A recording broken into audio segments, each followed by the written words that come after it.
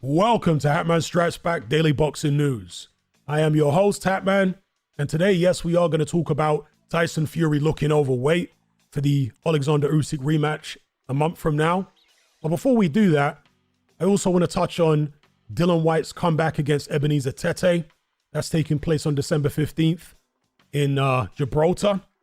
We're also going to talk about the IBF, apparently, according to Billy Nelson, who is the manager of Martin Bakole, ordering Bakole versus Zhang as a final eliminator. This is obviously off the back of Ajit Kabayel pulling out of the Bakole final eliminator, which was on the day of the purse bid last week. So we'll talk about Bakole Zhang. We'll also talk about another thing here on the we'll talk about Tyson Fury. We'll talk about Bakole Zhang. We'll also talk about Hamzah Sheeraz pulling out of the Janabek-Aleem Kanuli fight because he was mandatory for Aleem Kanuli, but he has decided to go in a different direction. All right, so we'll talk about that as well. And maybe a few other things, get to some questions, so on and so forth. Let's just kill the music.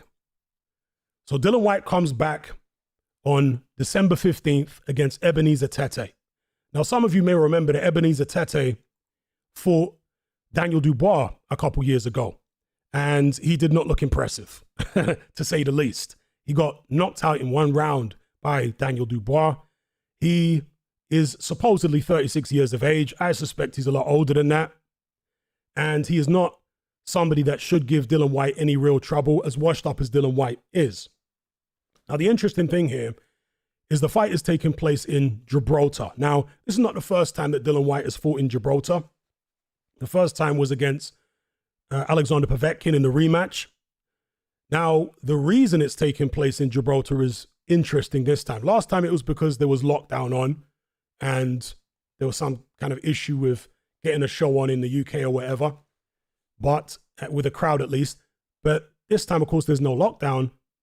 There is an issue with Dillian Whyte failing a PED test for, I think it was UCAD, or I can't remember if it was VADA or UCAD, but either way, I think it was UCAD. He failed a PED test ahead of the Anthony Joshua rematch, which never was. And he hasn't resolved that issue, as far as I can tell. That is why his last fight was in Ireland, and that was under the Irish Commission, whatever their exact name is. And this one will be in Gibraltar, under which commission, I'm not yet sure. Because if you go back to, let's have a look here. The Whyte Povetkin card, right? Now, normally on BoxRec, it will tell you on the top left who is commissioning the fight, who's sanctioning the fight. Whether it's the British Boxing Board of Control, the New York State Athletic Commission, the Irish, whatever the case may be, it will tell you there in the top left. But for this particular show, back in March of 2021, it doesn't say who the commission were. Now, the fight is on YouTube, and I went to go check on the actual fight film itself.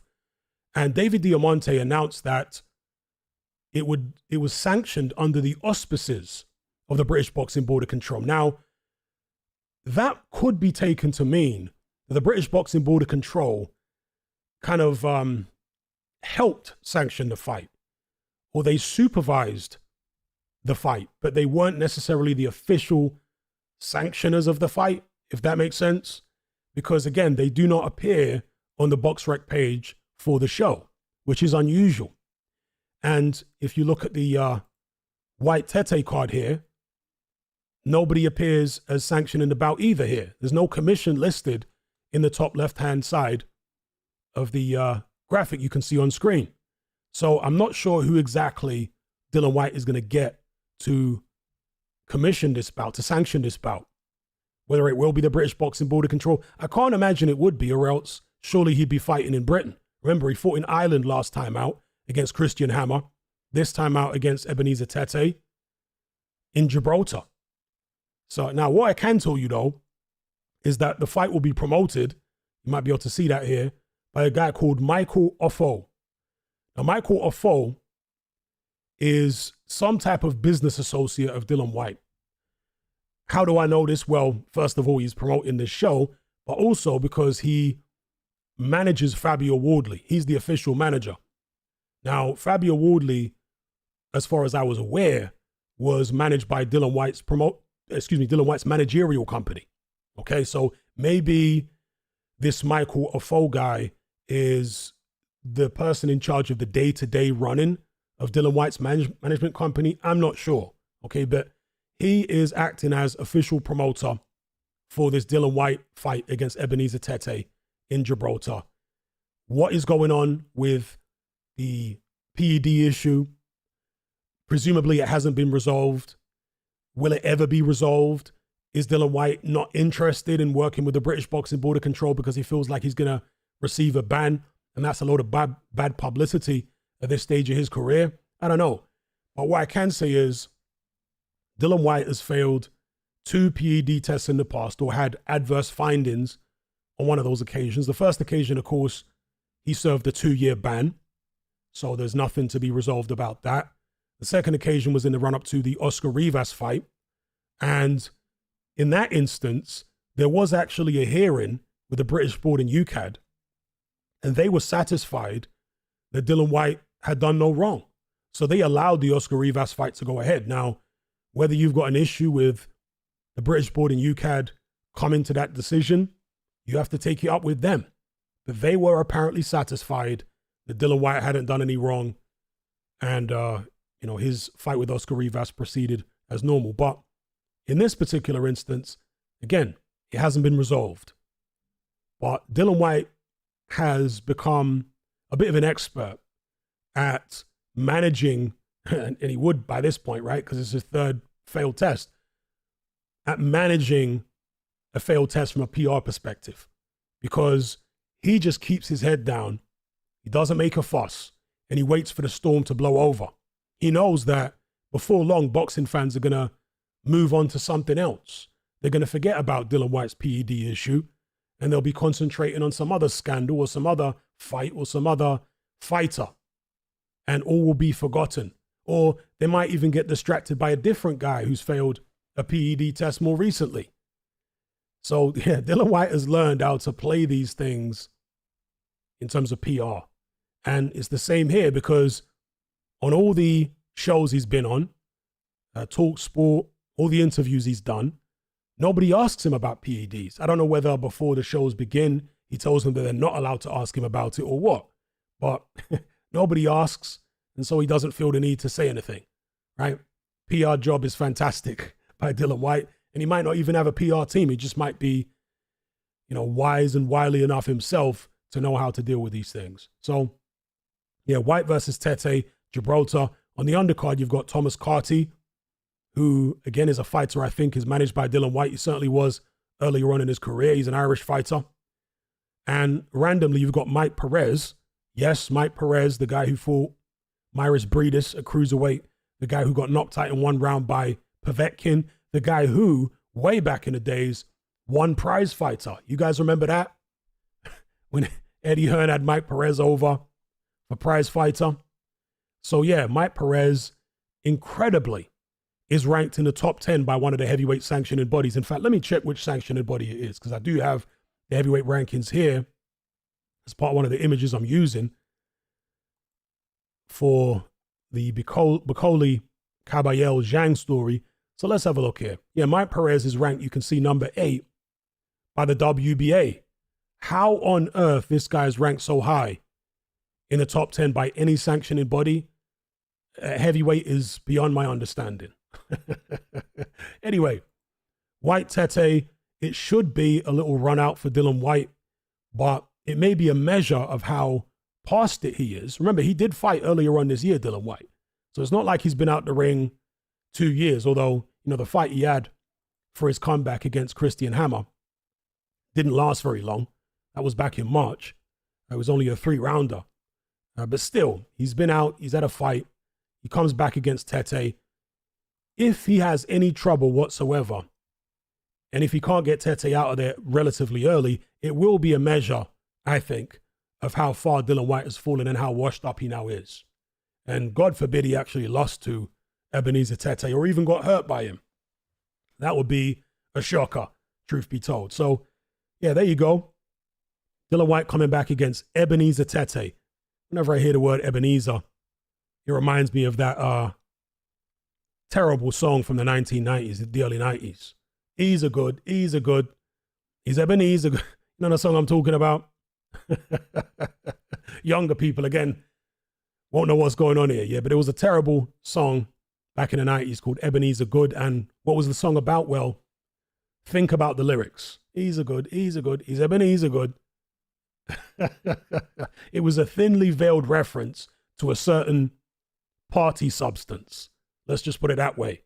And that was during a time when, sorry to get sidetracked here, but with some nostalgia, but sorry to digress, but this was at a time in the 90s when there was a lot of outrage about this particular party substance, because there was a young lady called Leah Betts who passed away after taking this thing, and it was being kind of demonized in the media and so on and so forth about how dangerous it was and this, that, and the other.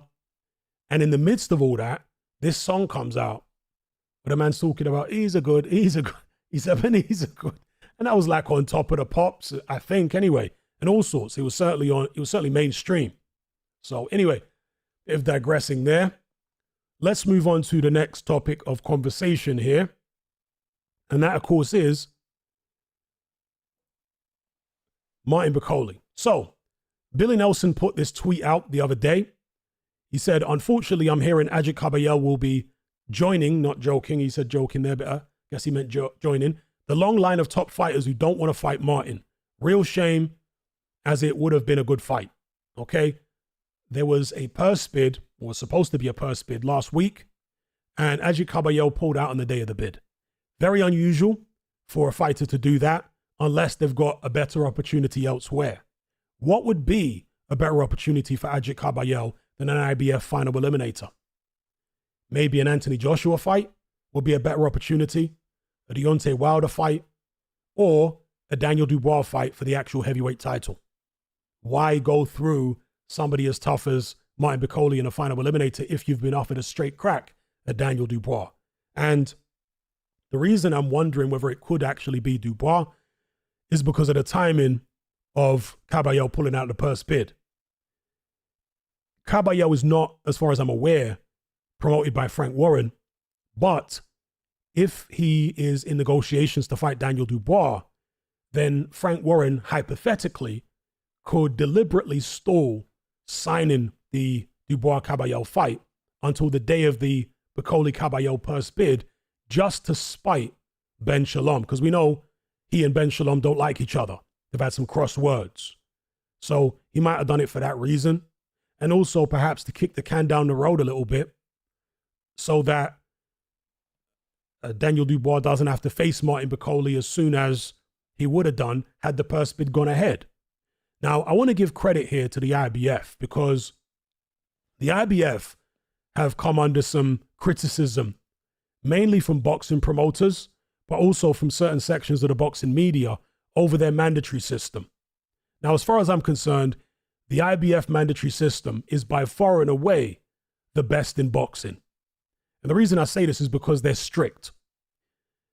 The only time I can remember, actually there might be two occasions that I can remember over the past few years when the IBF delayed their mandatory. One occasion was for the undisputed fight at heavyweight, but that was something that the boxing world had been waiting for over 20 years, right? An undisputed champion. So I can make allowances and I can let the IBF for that. The other occasion apparently was Errol Spence. They weren't expediting his mandatory. But for the most part, the IBF are much stricter when it comes to enforcing their mandatories.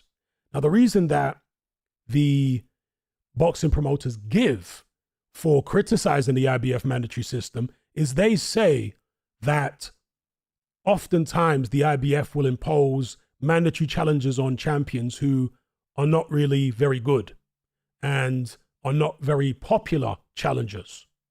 Now, that sounds like a reasonable criticism, but at the end of the day, no mandatory system is perfect. What the IBF do is they will just like the other sanctioning bodies, order a final eliminator. And if one fighter doesn't want to face the other, they then go down to the next available highest ranked contender on the list in their rankings. And they'll say, okay, do you want to fight in this final eliminator against so-and-so? If that guy turns it down, they go down to the next person on the list and the next person on the list. Okay. And sometimes you get a situation where you have to go so far down that you end up with a final eliminator against the, challenger who isn't very good against another guy who isn't very good. And that ends up being the mandatory for the champion. That's not the fault of the IBF as far as I'm concerned. That's the fault of the people turning the eliminator down because they want to go a different direction, maybe a more lucrative direction or an easier direction, etc., etc. Yeah. The reason I think the promoters are having such a go at the IBF and certain sections of the boxing media is because they want to allow certain champions to cherry pick. Certainly with the promoters, that's what they're doing. Maybe certain members of the media are just misguided and they haven't thought it through well enough. An example recently would be Jerome Boots Ennis fighting Chukajan for a second time in a rematch that nobody wanted to see, although it did turn out to be better than the first fight and a tougher fight for Boots. But if other people are turning the Boots fight down and they don't want to, become mandatory challenger for him or fight him, whatever reason, then they're just going to have to keep going down the line until Chukajan gets another shot. It is what it is. Don't blame the system. Blame the people who are not willing to participate in the system. Because the other sanctioning bodies, like the WBC, for example, well, what do? They give several of their champions, their darling champions, carte blanche to cherry pick. Yeah, we've seen over the past few years alone, the WBC allow champions to keep hold of a belt without defending it for several years. That's crazy. Never mind, mandatories, even not even making a voluntary defense for several years, and they allow them to keep hold of it. But you don't see Eddie Hearn, at least not these days, maybe when he was still promoting Dillian Whyte, but these days, you don't see Eddie Hearn making as much of a fuss about the WBC as he makes about the IBF. So yeah, watch out for that. Anyway, getting back to the Martin Bakole situation. So Ajit Kabayel has decided to go in a different direction. We'll see if he ends up being the guy that fights Daniel Dubois. If he is, then it would explain a lot as far as why he pulled out on the day of the fight. On the day of the purse bid. It might have been Frank Warren looking to spite Ben Shalom, who promotes Martin Bakole, because of course Ben Shalom has pulled several of his fighters out on the day of purse bids, certainly against Eddie Hearn fighters, but possibly, I'm not 100% sure, against Frank Warren fighters as well. Anyway, so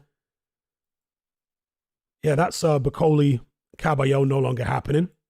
Now, shortly after this news broke, Martin Bakole did this video, which is on a YouTube channel there you can see on screen.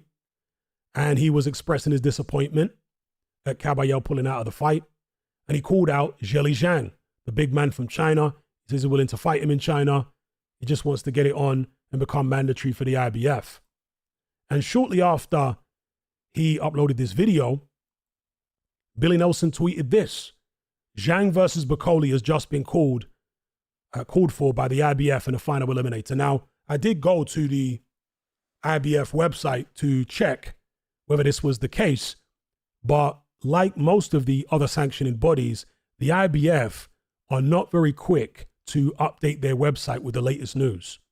I don't know why the sanctioning bodies are like this. Maybe they just are too stingy with their money to hire staff to update their website regularly. But you tend to hear about updates in sanctioning body rankings or eliminators being called. Maybe not the rankings, because they do update them quite well, but certainly when it comes to them ordering final eliminators, you tend to hear that from third parties before you hear it from the sanctioning bodies themselves, such is the case here with the IBF. So all we've got right now is Billy Nelson's word to go on. He claims that the IBF have ordered Jiang versus Bakole as a final eliminator. Now, there'd been talk about this fight happening several times over the past 6 months or so, but I distinctly remember an interview that Frank Warren did, and I did a video about it at the time, where he basically shut down the prospect of Zhang fighting Martin Bakole, which was very disappointing to me. Because Riyadh season, Turkey Al-Sheikh, they certainly seem to like the fight. But Frank Warren, of course, promotes Zhang, and he promotes a bunch of other heavyweights. Again, maybe he doesn't want to let Ben Shalom take down one of his big guns. Maybe he wants to try to keep it all in-house as much as possible. This is something promoters tend to do. If it was a more vulnerable heavyweight, you know, somebody who Frank Warren perceived as more vulnerable than Bakole, then perhaps he'd let Zhang fight him. But because Bakole is seen as a bit of a danger man in the division, will Frank Warren seek to block this fight? Will he act like Zhang's going to fight Martin Bakole, take it all the way to negotiations, you know, all the way up to the day of the purse bid, and then pull his guy out to spite Ben Shalom? Because in this particular instance, it would be an actual Frank Warren fighter. You see, if that is what has gone on with Ajit Kabayel, Frank Warren has plausible deniability, of course, if he has done something like that or encouraged Kabayel to do something like that because he's signed to fight Dubois instead. He's got plausible deniability because he doesn't promote Ajit Kabayel, as far as I'm aware. But he does promote Zhang. Would Frank Warren not want to be called a hypocrite if he pulled that move, pulling Zhang out of a Bakole fight on the day of the purse bid? I don't know. What do you guys think? Let me know in the comments, in the live chat. So personally, I hope this fight happens. I hope that Zhang and his people put their foot down and tell Frank Warren in no uncertain terms, no. We're taking this fight with Martin Bakole. Zhang's been out the ring too long. We're taking the fight.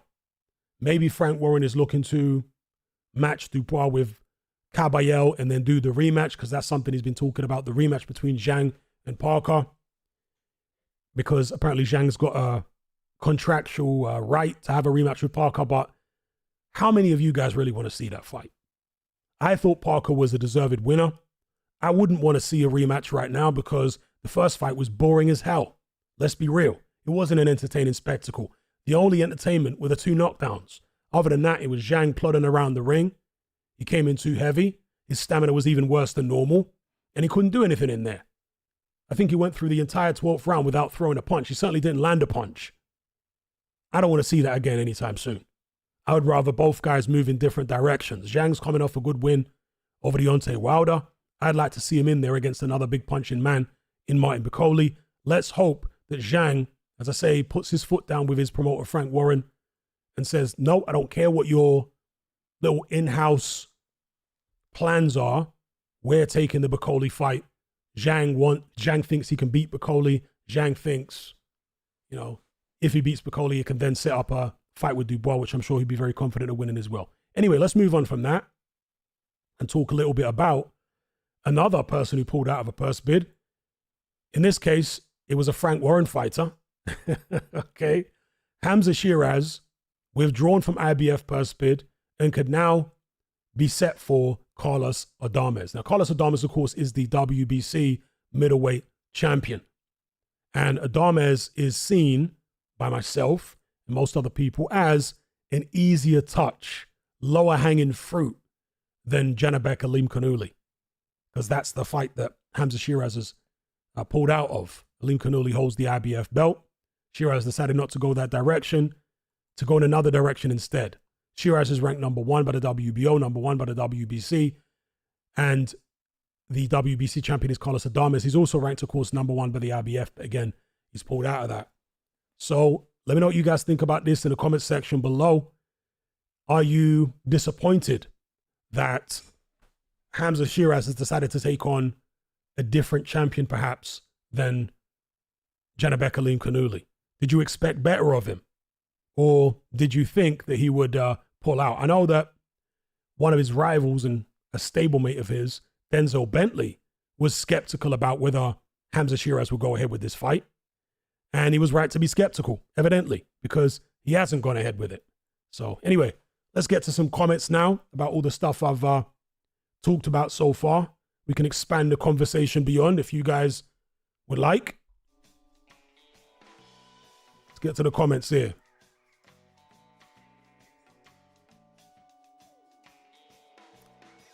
Pop out the chat. 1 second.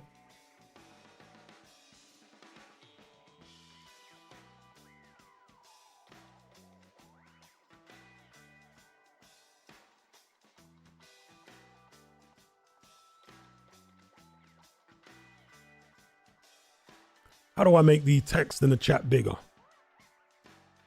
You used to be able to do that. Some kind of, my eyes are failing me here.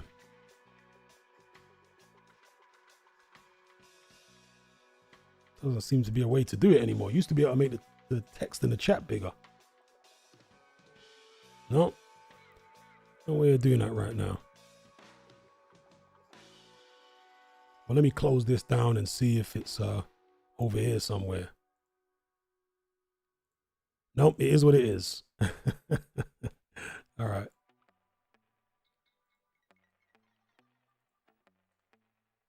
So yeah, shout out to everybody in the chat again.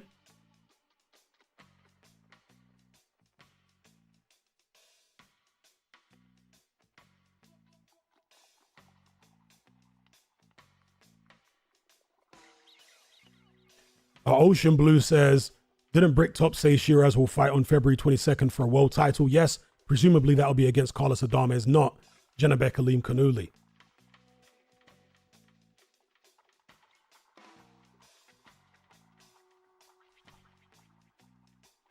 And we will get onto Tyson Fury's condition. I'm just going to cover some feedback here in the chat.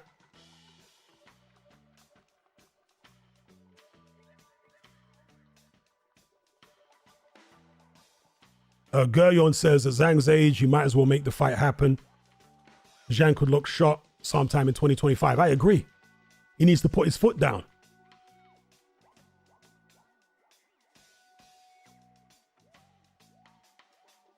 I agree. And obviously, as the boxing fan, that's something I want to see. Zhang versus Bakole, that is.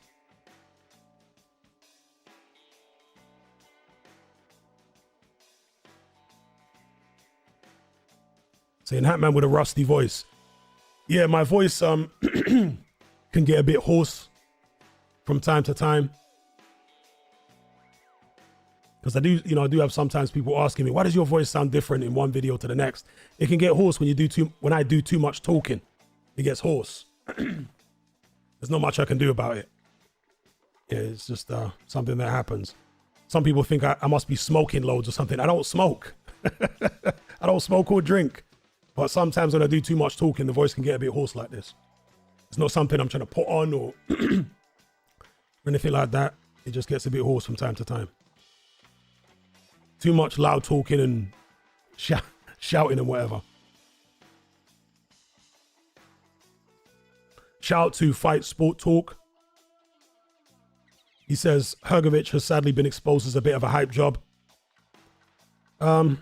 Personally, I'm not really a fan of the word hype job or the term hype job because I think it's a little overused in my personal opinion.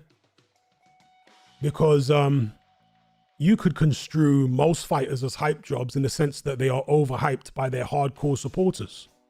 So I don't particularly like using the word hype job because it's a little simplistic, in my opinion. There are shades of gray. It isn't just a fighter is either a hype job or they're good. There are, many stages in between.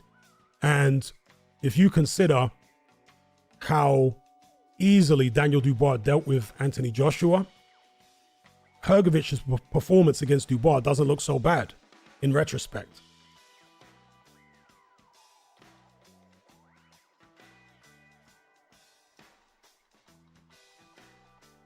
Anonymous says his loss has aged beautifully. Indeed. In retrospect, he actually did pretty damn well against Daniel Dubois. He did better than AJ. He did better than Miller. He did pretty damn well against Daniel Dubois, considering. Because, I remember before Hrgovic lost to Dubois, there were some skeptics out there saying AJ should go fight Hrgovic because Hrgovic is not very good. It's a decent comeback fight for AJ. And I was like, what? Hrgovic is no comeback fight for AJ. That's a fight where if AJ is going to fight him, it needs to be a final eliminator, or it needs to be a world title, because Hrgović will probably beat him. That's what I was saying prior. Okay.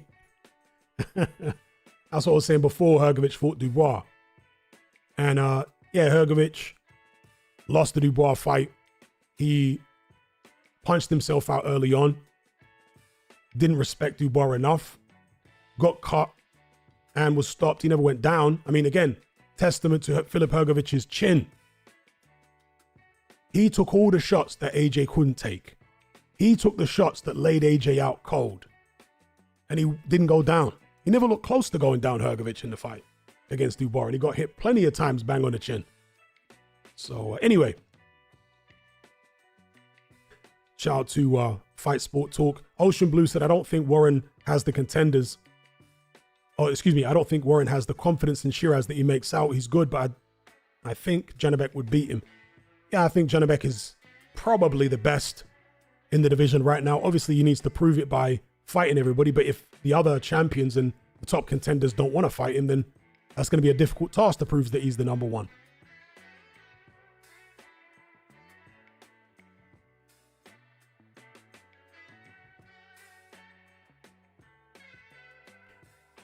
Fight Sport Talk says, yet he has gone to the wilderness after losing, even if it was only via cuts. Yeah, Hrgović needs to sort himself out, because if he's ever going to... Okay, so we got some idiot here who doesn't understand how my channel works. All I can say to you, what are you called? A. David? Your mom and dad must be brother and sister. I'll let you join the block party. This has never been an AJ fanboy channel.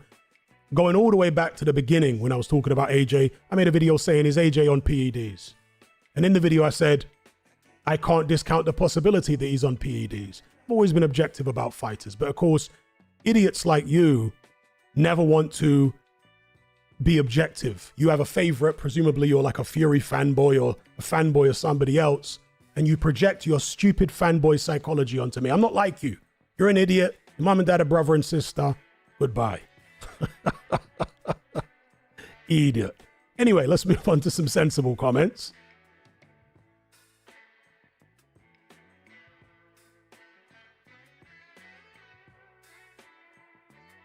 Leo, shout out to him. He says, Hatman, in your opinion, does Janibek have a Golovkin aura about him? No, not at all. He might be from Kazakhstan and they tried to sell him as the new Golovkin, but he's not the new Golovkin. He's a different kind of fighter. Doesn't have that kind of aura. He's a slick boxer. But yeah. iGolf says Hrgović is probably still hurting psychologically. Indeed. And he needs to sort that out. He obviously had a certain perception of himself. He had a certain perception of Dubois. And that has been turned upside down. He needs to get himself together and come back, because again, as other people have said, that performance against Daniel Dubois doesn't look so bad now in light of what Daniel Dubois did to Anthony Joshua. He needs to dust himself off and come back.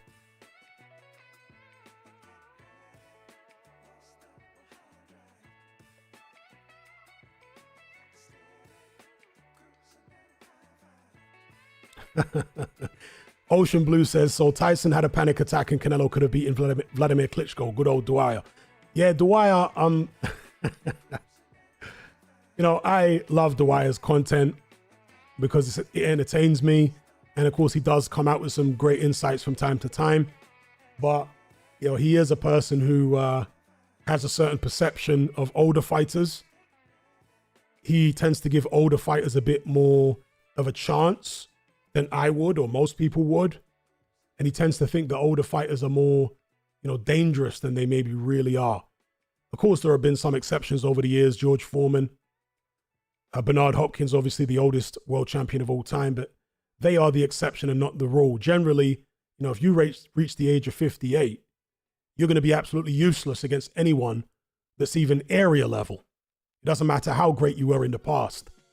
It's just that the question against Jake Paul was always going to be not who's better out of, you know, a YouTuber and an ancient Mike Tyson, but who's worse. Jake Paul lost to Tommy Fury, so he's not very good, is he? The question for me was, is he going to be bad enough for a 58-year-old Mike Tyson to beat him? Or is a 58-year-old Mike Tyson going to be bad enough to lose to a YouTuber who's never beaten a proper boxer? You know, so yeah, Dwyer, I love his channel, but sometimes he gets caught up, I think, a little bit with the rose-tinted glasses and doesn't think age is as much of an issue as it really is. As I say, for the people that were watching the clips of Mike Tyson training, hitting the pads, ask yourself this, the question you should have asked yourself was, what was Mike Tyson doing in between those combinations? Because the clips were edited.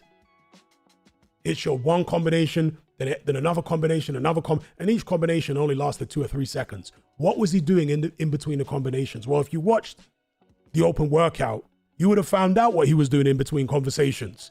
He was plodding around the ring,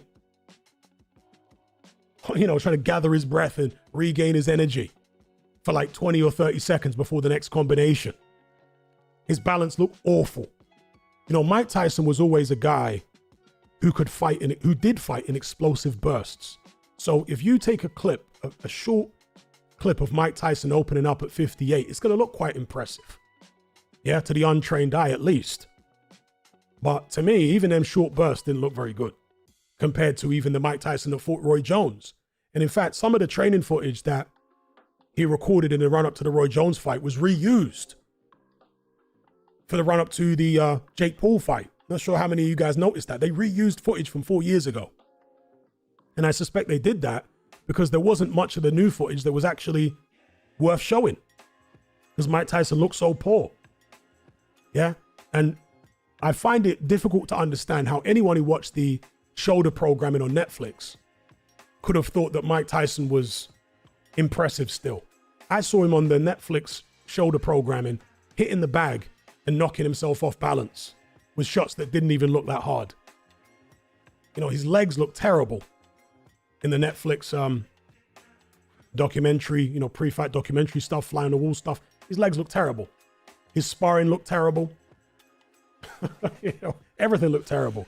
And then, as I say, the open workout was just disastrous. And I think the only person that I saw point it out, and I only found this out the other day, the only person who pointed this out was Tony Jeffries, a former British Olympic boxer.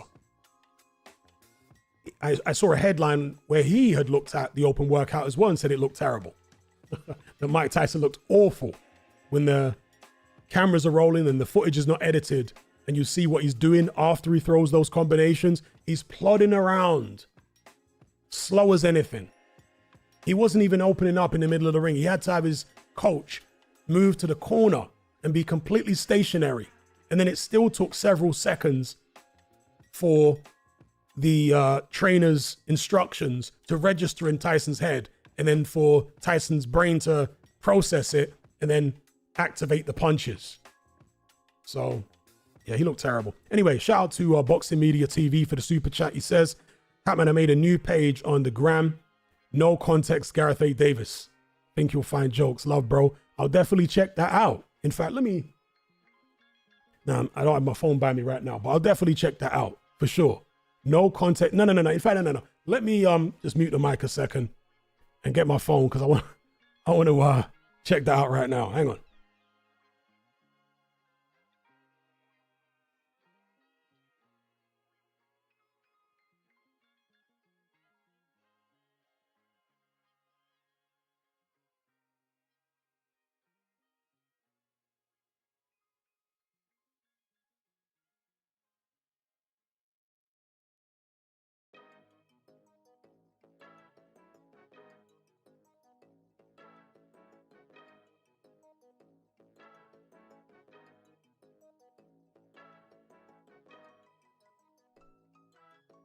Okay, let's see here.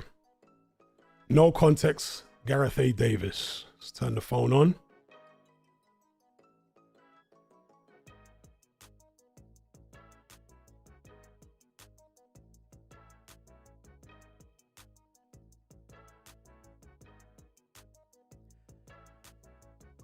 Ray Call says Tyson only went in for the money. Of course. of course, or at least mostly for the money. And who can blame him? I mean, as I said in the previous live stream, he probably set a world record for the highest purse of any boxer over the age of 50 in history. I can't imagine a boxer has ever earned whatever he's purported to have earned. What was it, $20 million?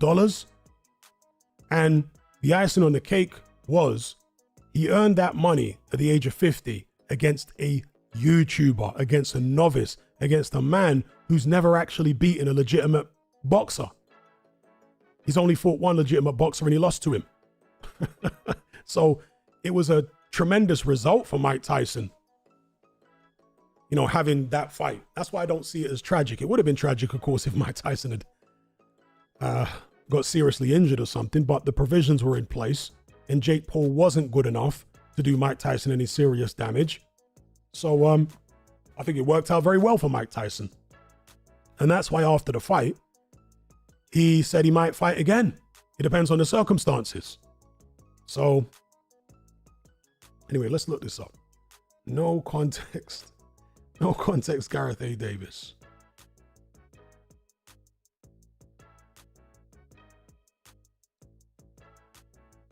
There it is. Okay, yeah, I'll definitely check this out. It says here in the description, known for his blue tinted glasses and general swagger, Gareth is the most read sports journalist in Europe. All right. I won't watch the videos on the stream in case of any copyright issues here, but I'm definitely going to follow that and yeah, check out the videos for sure. No context, Gareth A. Davis. The Godfather.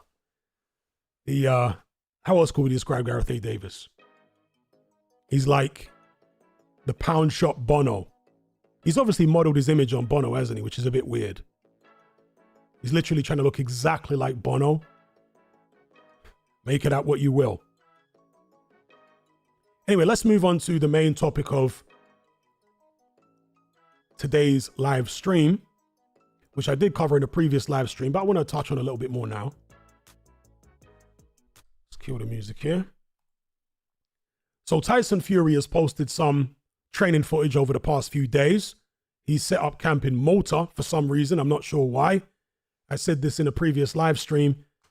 It can't be because of the weather, because Saudi Arabia isn't particularly hot in the month of December. Tyson Fury knows that because he's fought in December in Saudi Arabia before. When he fought Francis Ngannou. Was that in December? Or, no, it was late sometime last year. So it would have been wintertime. Not particularly hot in Saudi Arabia that time of year. As you can see here from the graphic on screen. In December, the mean daily maximum in December in Saudi Arabia is 22 degrees Celsius. The mean daily minimum is 10 degrees Celsius.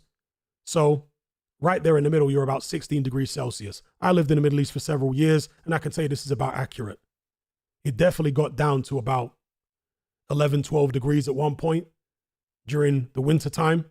So it's not particularly hot in Saudi Arabia. It's going to be hotter in Malta, I would imagine, than it is in Saudi in December. So it can't be because of the climate in terms of, you know, adjusting to a warmer climate, because Malta is hotter. Or maybe it's a thing where Tyson Fury feels like if he can cope with the extra heat in Malta, then Saudi Arabia will be easier for him because it's a bit cooler. Maybe that's what the idea is. Or maybe he's going over to Malta, he's training in Malta because he's got all that weight to lose. And if he's going over there to lose all that weight, that's not a good idea. You want to lose weight gradually over a prolonged period of time. You don't want to lose it all quickly in a space of about a month or 6 weeks. Yeah, because then you're going to end up drained. So has Tyson Fury been struggling for motivation in the run-up to this rematch? Has he been questioning how good he is? I know he's come out several times and said that Usyk didn't really win the fight, yada, yada, yada. But then at the press conference, he said that Usyk won fair and square, so he's kind of contradicted himself on that. I'm not sure, but certainly from these images, Tyson Fury, and I was saying this all along. I said when he appeared at the kickoff press conference, to me, he looks heavy. Even before the kickoff press conference, I saw him as, I was like, no, he looks heavy to me. I was surprised that there were other people saying that he looked light. In fact, I saw some people saying that Fury looked light and Usyk looked heavy at the press conference. I mean, again, Specsavers. for those lot.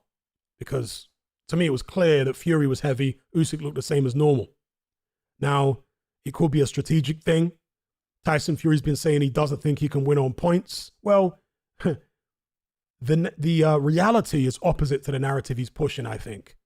The narrative he's pushing is that the industry is on Usyk's side. The judges are on Usyk's side.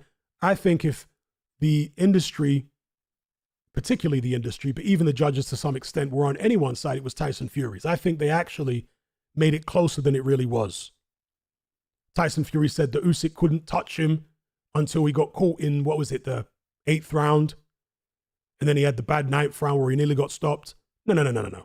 Tyson Fury was getting caught with big shots in the first 3 rounds. The best shot in the first round was landed by Usyk. Has Tyson Fury forgotten that? The best shots landed in the second round were landed by Usyk. I mean, I don't know. Fury's got very selective vision, apparently, when he watches the fight back. But his brother Shane went public and said that he thought that Usyk won fair and square, that he scored the fight to Usyk. But since that time, he's said in other interviews that he's gone back and forth. Sometimes he watches it and thinks that his brother Tyson won. Other times he watches it and thinks that Usyk won. Maybe his brother Tyson had a go at him for saying that he thought that Usyk won. You know what I mean? Probably did. Anyway, for me, Tyson Fury looks heavy. It could be strategic. It could be, I need to knock Alexander Usyk out, so I'm going to try and come in heavy, a similar weight to what he was in the second Deontay Wilder fight. Do something similar to what he did to Steve Cunningham. That could be the thinking. But again, why train in Malta? He trained in Morecambe, where he lives, for the last fight. And as the old saying goes, if it ain't broke, don't fix it. If he didn't think anything needed to dramatically change, then why leave his training base? Why train in Malta? It certainly can't be because of any time difference, because the time difference between the UK and Saudi is negligible. That's why, the fights in Saudi Arabia are on at a normal time in the UK, right? They're on like 10, 11 or whatever, as you would expect a UK fight to be on. I think Saudi's only about, 3 hours ahead or something like that? Something like that. It's only about 3 hours ahead, depending on which part of Saudi. There might be a couple of different time zones in Saudi, to be fair, but I think it's only about 3 hours ahead. So it's a negligible time difference. So Fury training in Malta, what zone is Malta in? Is it the same as the UK? Is it an hour ahead? I don't know. So yeah, what do you guys think in the comment section below about Tyson Fury doing his training camp in Malta? Why do you think he's doing that? For one, is it because he needs to lose the weight? Is it for some other reason? You guys let me know. And, do you think that he feels like he's too heavy? Do you think that he's been struggling a little bit? Or maybe he felt like he was too weak in the first fight. Maybe he feels like he overtrained because he did do 2 camps. You see, I'm not particularly convinced by this narrative that Tyson Fury, was tired against Usyk because of the lack of sparring. I'm not convinced by that because he had plenty of sparring for the first camp and there was only a 3-week break between the 2 camps. So going into the next camp, he would have retained a lot of the sharpness. Yeah, he wouldn't have, it's not like a guy who hasn't fought for 6 months and then he signs to fight somebody and he goes into a fight without any sparring. No, that's very different because he's literally had 6 months with no sparring. Tyson Fury had what? Maybe 2 months at most with no sparring. And presumably he would have done some type of sparring, at least body sparring with headgear on. So I'm not particularly convinced by that. I know the Fury camp need to find something to build their confidence back up off of. But yeah, for me, I don't really buy it. I thought that Tyson Fury had ample preparation for the first Usyk fight. And the reason he got tired is because he just isn't used to fighting at that kind of pace. Tyson Fury, if you watch all of his fights that he's ever had, he's able to either not throw a lot of shots by just messing around on the back foot, or he's able to grab his opponent in spots, especially after the first few rounds, and take breaks in clinches. His opponent isn't constantly on him. They're always having to struggle basically because they're slow-footed to get close to him. And he can just mess about. He doesn't even need to put that much effort in. Against Usyk, I want you guys to go and watch the 7th round again, for anybody who doubts what I'm saying here.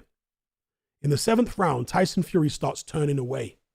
He starts looking away. As Usyk's coming out, Usyk never looks away from Tyson. He's always on him, always fixated on him. And Tyson Fury starts looking away. He starts looking left and right. Right? So let's say they have a clinch. It's a very short clinch. They break up. Tyson Fury will then back up to the ropes and he's looking left and right, looking left and right. And I'm telling you why he's doing that, folks. It's an idiosyncrasy that you often see fighters do when they're tired. That the left and right is them switching off for a second to get some psychological rest from the constant pressure that they're under. I noticed that during the fight. Fury started looking, he wasn't doing it earlier on in the fight, but by the 7th round, he started looking left and right and touching his nose, all this kind of stuff, because he's looking for some kind of psychological break from the non-stop pressure that Alexander Usyk was putting on him. He's not used to dealing with that.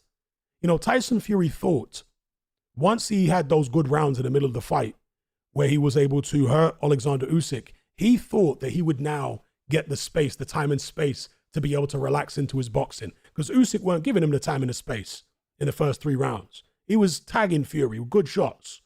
But in those middle rounds, Fury was like, okay, I've landed some big shots now. I've backed him up. Now I'll be able to control him like I control everybody else. But Usyk is not like everybody else. Okay, he's just not. He's more determined than everybody else. And he wasn't discouraged. And he took advantage of Tyson Fury needing those rests. Because Tyson Fury, you know, there's one way to interpret Tyson Fury saying he got too relaxed in there and that he switched off. He was not winning the first 3 rounds of the fight. Okay, let's just get that straight. He didn't win those rounds. But in the middle rounds, he did win. You know, he was in control there. And he may have switched off to the extent that he thought that Usyk would be cautious then for the rest of the fight because he'd hurt him. He thought he could finally get some respite and slow the tempo of the fight down to his liking. So maybe he switched off or was lulled into a full sense of security in that sense. And then Usyk came back in, you know, 7th, 8th, obviously the 9th. And Fury just wasn't ready for that psychologically, you know, because he thought he got the fight under control. He hadn't got it under control. Until Alexander Usyk is knocked out, you've never got the fight under control. So, you know, you can't rest on your laurels with this guy. Alexander Usyk is known now, over the course of many years, a cruiserweight and heavyweight, to come on strong in the late rounds. There's no, you do not have the luxury of relaxing at any point against him. And you certainly can't get to thinking that you're going to come on strong down the stretch. No. That's what Usyk does. He comes on strong down the stretch. So you need to manage your way through the fight with that in mind. Yeah? If you do manage to hurt Alexander Usyk, press your advantage, but certainly don't be flailing shots and missing too much, because, yeah, he'll make you pay for that. So if you hurt him, you need to get on him quick and see if you can follow up and get him out of there as soon as possible. Maybe with extra weight, Tyson Fury will have a better chance in those moments. Then again, maybe not. Maybe he'll be more cumbersome. Maybe he'll be more hittable. Maybe if he's more aggressive, it will give Usyk the chance to walk Fury onto shots more. We shall see. But speaking of John Fury, he obviously got a lot of flack for the first fight, you know, his work in the corner. If you listen to John Fury during the first couple rounds of the fight, I think it's during maybe the first and second round, you can hear John Fury actually shouting instructions. And I think it's in the second round, John Fury shouts to his son Tyson, come forward now and push him back. He was saying that as early as the second round. So his dad, John, to his credit, didn't think the back foot stuff was a good idea based upon what he saw in the first 2 rounds. Yeah, because when you got a guy like Usyk coming at you, he was stabbing Tyson to the body. Time and time again, body. And his dad, John's looking at that and thinking, nah. Tyson doesn't get hit that much to the body normally. And this guy is very technically good. He's already hit my son with a big shot at the end of the first round, big shots at the start of the second round. You know, my son needs to go forward. He can't let this guy have all that time and space to plan his attacks and get these big shots on. Okay, he's got to push him back, and he's got to bring that work rate down. He's got to stop getting hit with so many body shots. So I do want to give John Fury credit for at least some of the things he said in the first fight. Obviously, later on, maybe not so much, because, you know, this was something that was addressed by Andy Lee. He said that, in fact, not just Andy Lee. I can't remember. There was somebody else who also addressed it. They said that a trainer isn't the family of a fighter normally. Obviously, sometimes fighters are trained by family members, but in most cases, they're not. And so the trainer who isn't related to the fighter is thinking about how the fighter can win first and foremost. They're not going to get as spooked by the damage that their fighter is taking as a family member might, because the family member really loves them.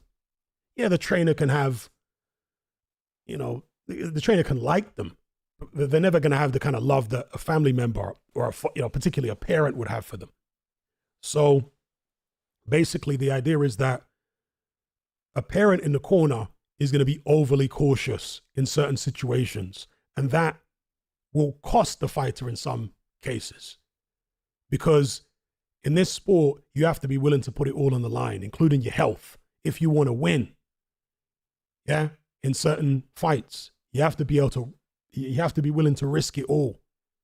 And the parent maybe won't want their child to risk it all. They just want to see them come home safe and sound. And so in those scenarios, it might not be a good idea to have a parent in the corner. You might be better off having, you know, somebody that's not related to the fighter. So anyway, we'll see. Presuming this fight goes ahead, you know, a couple of people trolled me on a recent live stream.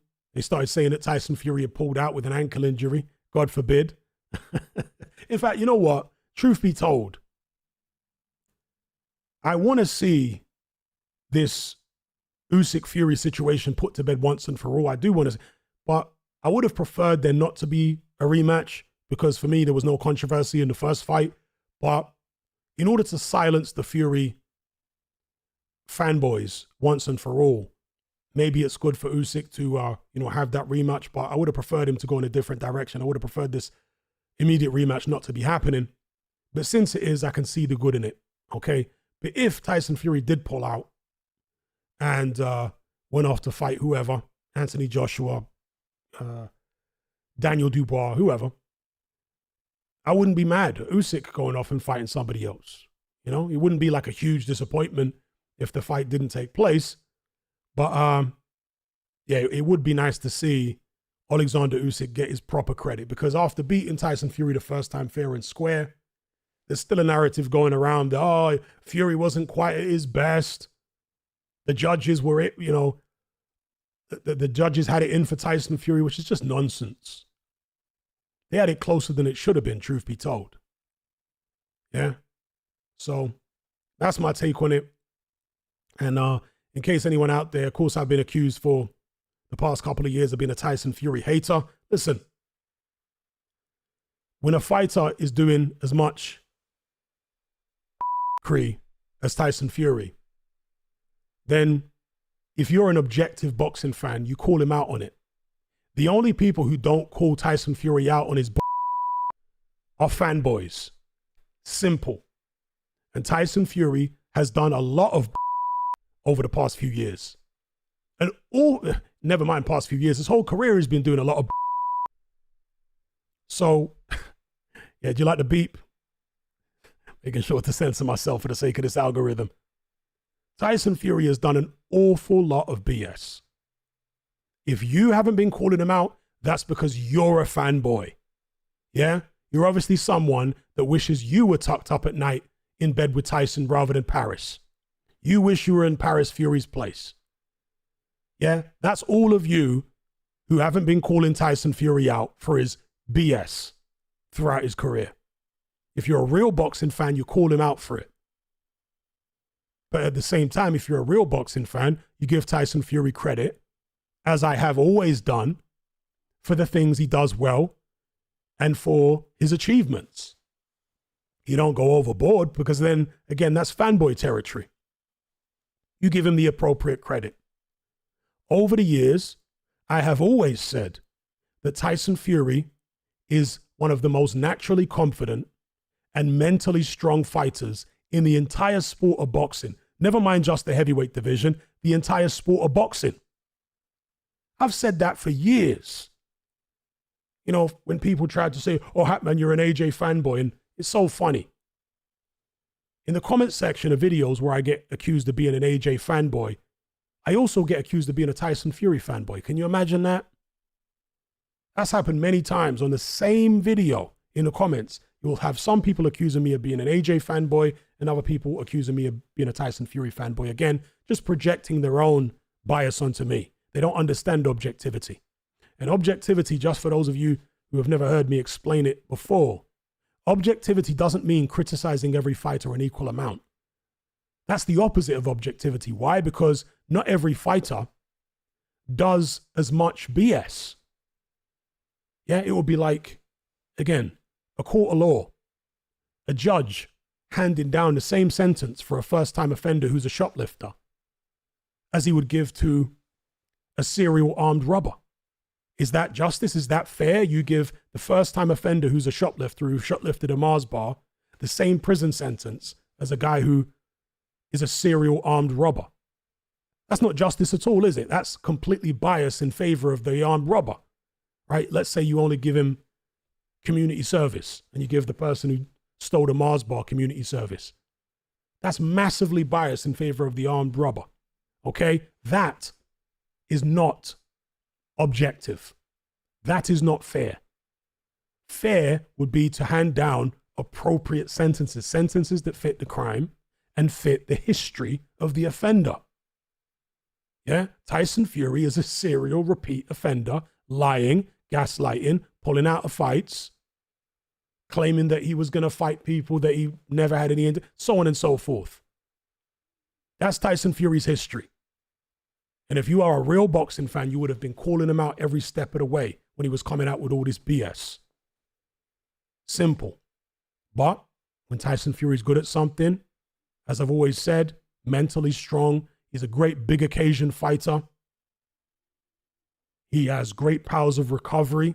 He gets dropped, he comes back. He doesn't, other than for a few seconds in the 9th round against Usyk, when he's been dropped in the past, he doesn't feel sorry for himself.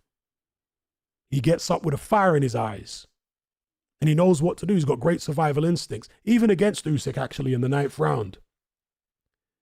When he was tottering all over the ring, he still had the wherewithal. Did you guys notice this? He still had the wherewithal when he fell onto the ropes and Usyk started punching at him to actually turn his head in the direction that the punches were going, to take a little bit of the sting off them. He still had, even though he was seriously hurt and tired, he still had the wherewithal to turn his head the direction the punches were going, to ride the punches.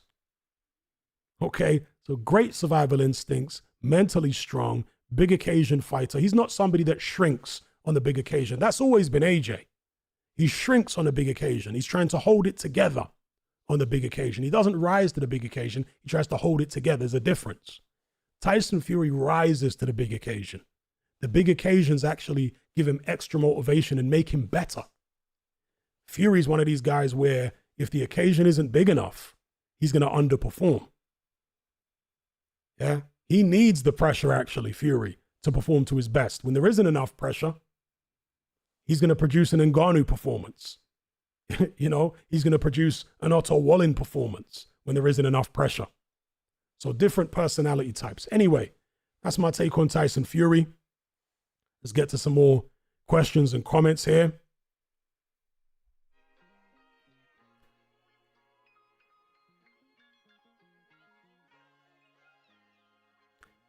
iGolf says Hay was the same, excuse me. Yeah, Hay for the most part was a big occasion fighter. Obviously he didn't succeed against Vladimir Klitschko, but Vladimir Klitschko was just too big and too good.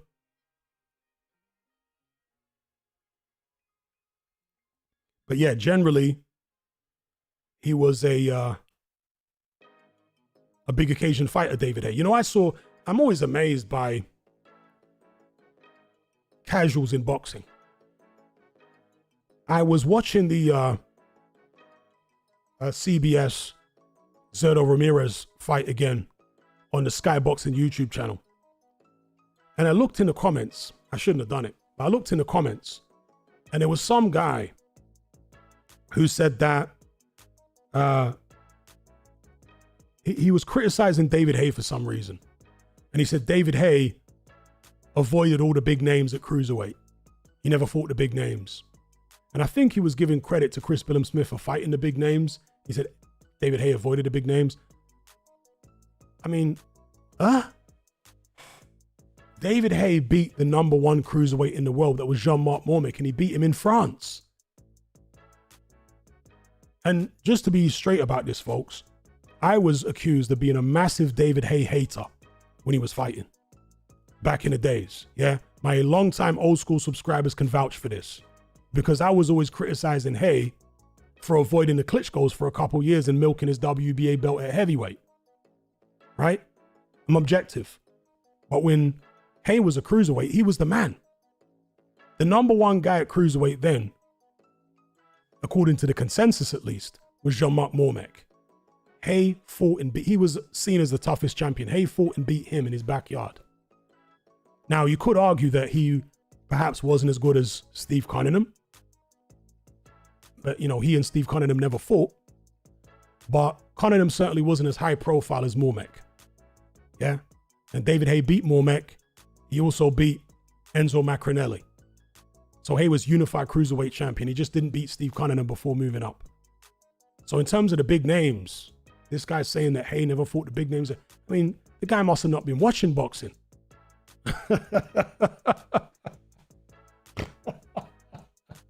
He must have not been watching boxing. But some of these casuals just come out with absolute and think that they're really spitting bars. I mean, it's unreal.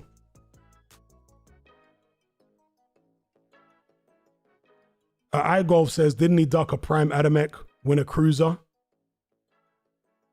I don't remember him ducking a prime Adamek. You know, Haye's objective was always to be a heavyweight champion. And he went after Mormick. He beat Mormick. He then fought Macronelli. He beat Macronelli. And in between the Mormick and the Macronelli fight, he actually fought a heavyweight against a Polish guy. So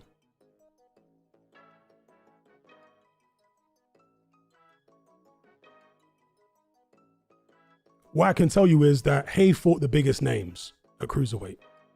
You can argue that they weren't the best fighters. You could argue that Adamek and Cunningham were better than Macronelli and Mormick. You know, you could argue that. It doesn't necessarily mean you're right, but you could argue that. But at the time, the general consensus was that Mormick was the #1 guy. So in the eyes of most boxing fans at the time, Haye wasn't like swerving the best guy and picking low-hanging fruit. No, he went for the best guy in Mormick and he fought him in Paris. Anyway.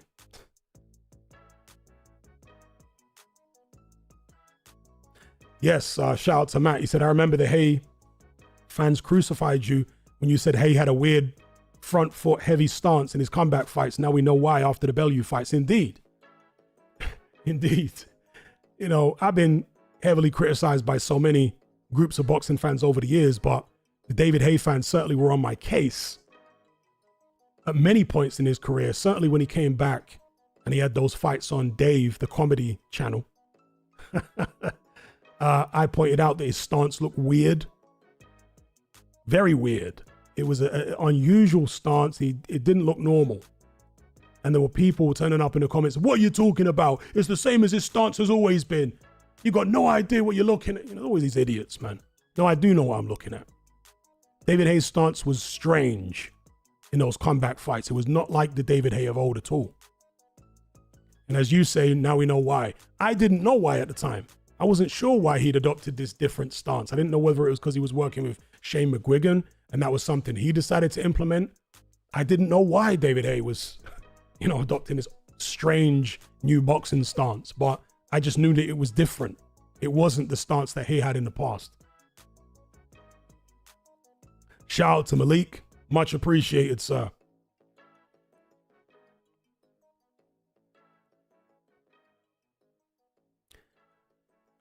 That KFC in Marble Arch is gone now, isn't it?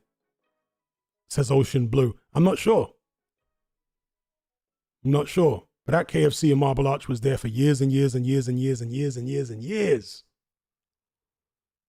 And that, of course, is where David Haye and Adam Booth famously had a meeting to plan David Haye's professional career before he turned pro.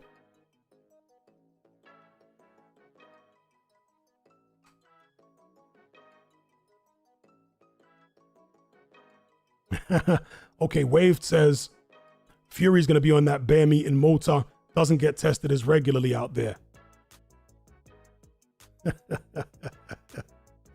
Wave says, Hatman, tell us about your Fitzroy Lodge times with Haye. Well, I didn't box at Fitzroy Lodge at the same time as David Haye.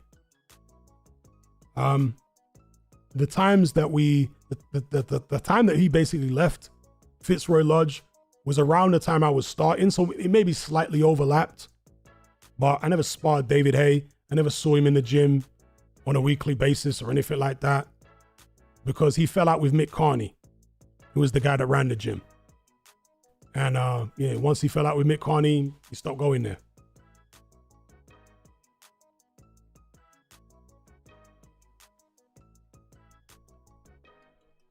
Fitzroy Lodge stories.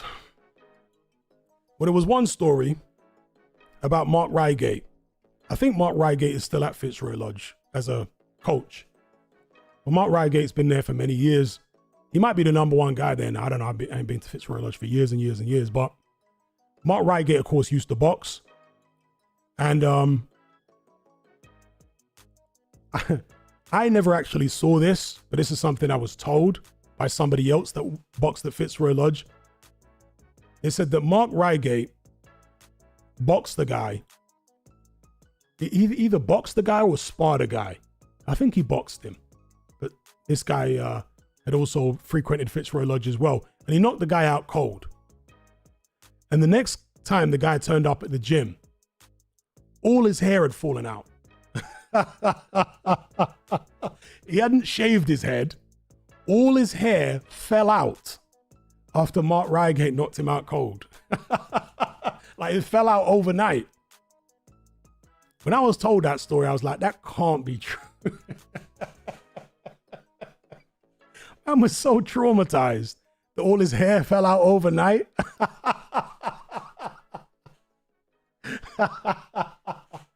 So if anyone still goes to Fitzroy Lodge, ask Mark Reigate about that story and whether it's true. Whether man's hair, the guy he knocked out, whether his hair fell out overnight. Because I've been told that. Okay, and the person is absolutely adamant that it happened because he saw the guy. One day the hair was there, the next day hair fell out and it weren't shaved off.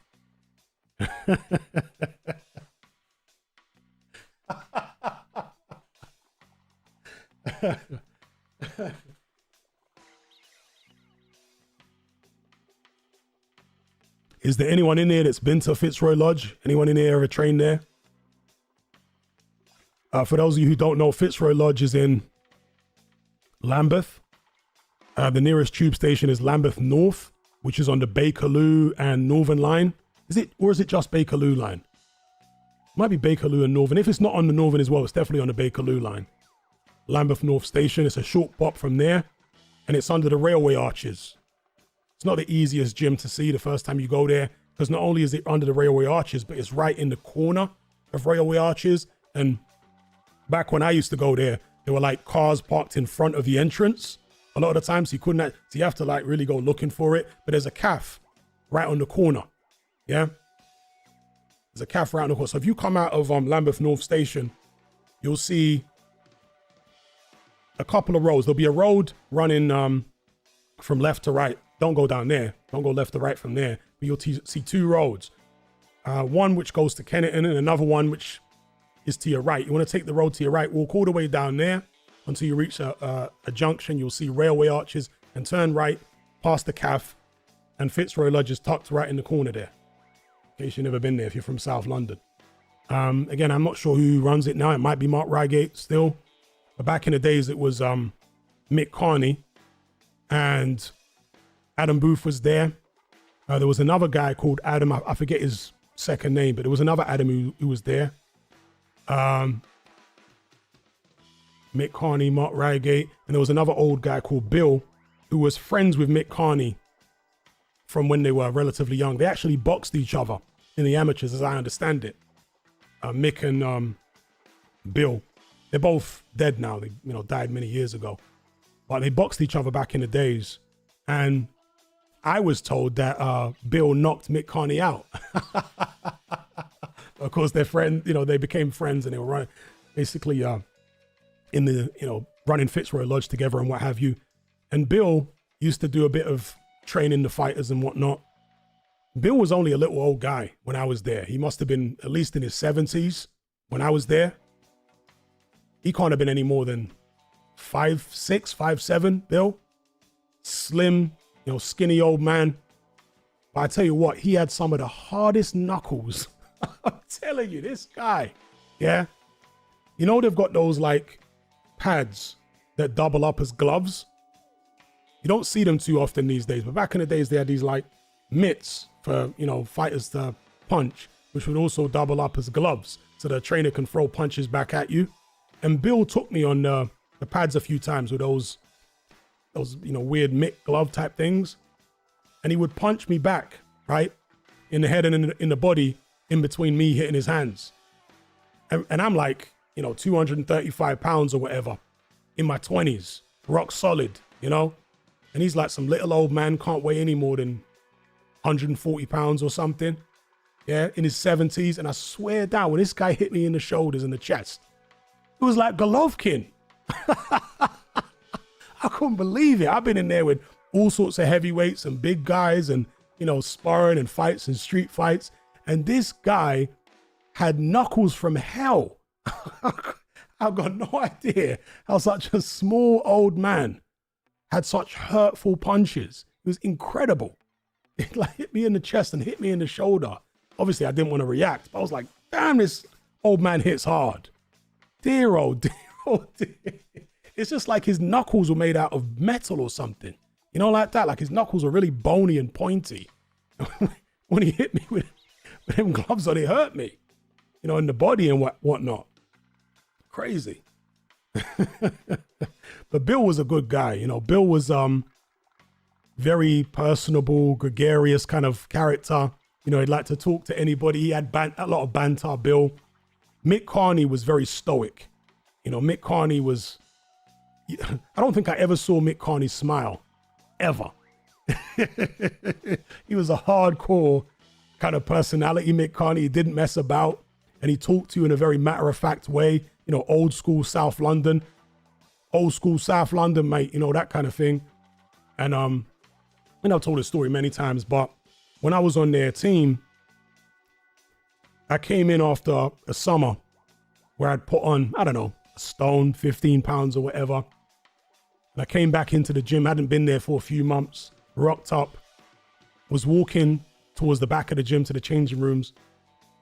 And Mick grabbed hold, he said, come here. Didn't say hi, nothing. That's how Mick was. Didn't say hi, nothing like that. He said, come here.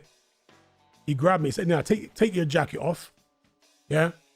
So I just had my t-shirt and shorts on or whatever. Get on the scales. I got on the scales. He looked down at my weight and he's like, you fat with a straight face. He wasn't the kind of guy to be joking around.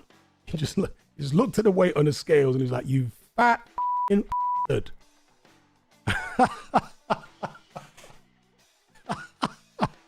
That's what he was like. Yeah. And some people didn't like the way he came across, but other people were just like, it is what it is. That's who he is. So, I went and got changed and whatnot. And there was a time when actually he took me off the boxing team at Fitzroy Lodge because I wasn't keeping up with my training and my conditioning and so on and so forth. See, Mick was one of these people who he didn't care how talented you were. if you weren't turning up to sessions and you weren't turning up on time and you weren't consistent and you weren't controlling your weight, he'd just get you off the team. That's how he was. And that's one of the reasons he fell out with David Haye, because David Haye was like one of the most talented people that's ever been to that gym, maybe the most talented person that's ever been to that gym. But because David Haye wasn't, in Mick's way of looking at it, respecting the gym and respecting the regime and all that kind of thing, they fell out a lot. And David Haye ended up going his separate ways. So yeah, Mick was like, you know, a bit militant with stuff like that. Some people think that's a good thing. Some people think it's a bad thing. I don't really have any strong views either way. But yeah, Bill was a more laid back character, you know. He was a more laid back character. Not that he did any serious coaching of fighters, at least not by the time I was there. I think he was a bit old, but he did used to take people on the pads. And I think he just used to like to go there to hang out with Mick and the camaraderie and all that more than anything. But he did used to take people on the pads and show you a few bits and pieces. But he was a very, like, you know, gregarious character, Bill. Very, very good guy. Chainsaw says, did George Groves go there? No, George Groves didn't go Fitzroy Lodge. George Groves went to a gym in West London, Latimer Road. Oh God, I forget the name of it now. What's the name of the gym that George Groves went to in West London? Latimer Road. Same gym as James DeGale, at least for a while. Dale Youth, thank you, Dale Youth. Yeah, that was near the tower, Grenfell. You know, Grenfell, right by there. Dale Youth, yeah. In fact, it's on top of Dale Youth, isn't it, Grenfell? Correct me if I'm wrong. Isn't Grenfell like on top of Dale Youth?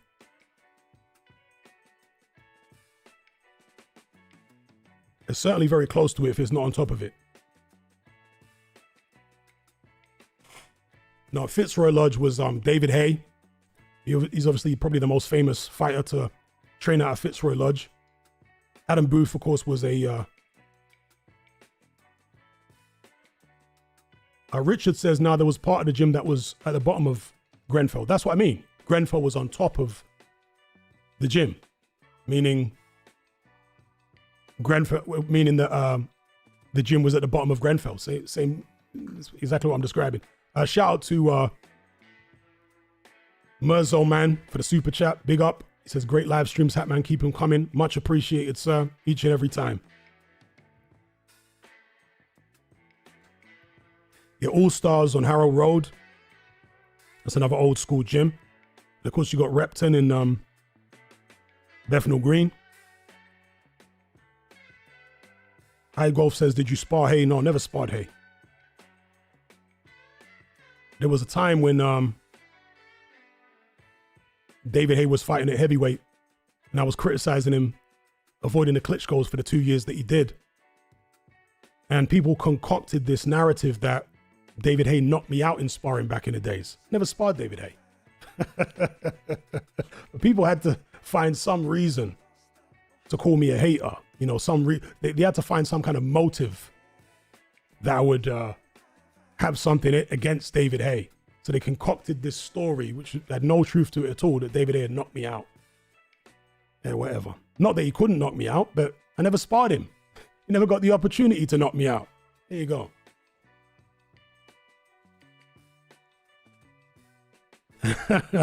iGolf says he ducked you. Definitely didn't. Shout out to Charles B in the chat. Big up Charles B. G-Man says Peacock is in Canning Town, isn't it? Yep, Peacock's in Canning Town. Charles B says, you ever see that albino Terry in Fitzroy Lodge? Yes, I did. I remember him very well from Fitzroy Lodge. Yeah. Very stocky, muscular albino from Fitzroy. I remember him well. Yep. Remember him well. He was there. Leon Williams was there. Amit Patterson was there. God, who's that other guy now that I'm forgetting? He used to call himself Sugar Ray Jones. God, I can't remember his name now. Spencer Fearon's mate. I forget his name.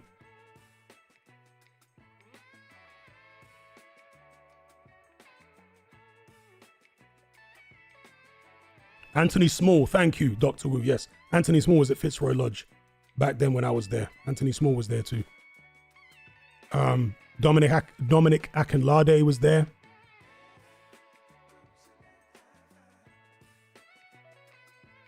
Chinny says, Hatman, have you ever fought a boxer?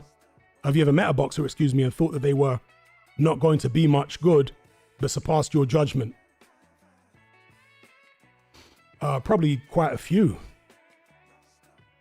I mean, early on in Fabio Wardley's career, I didn't think he was going to do much because he was so raw. But he's definitely done a bit better than I thought he would do. Fabio Wardley, I'll give him credit for that.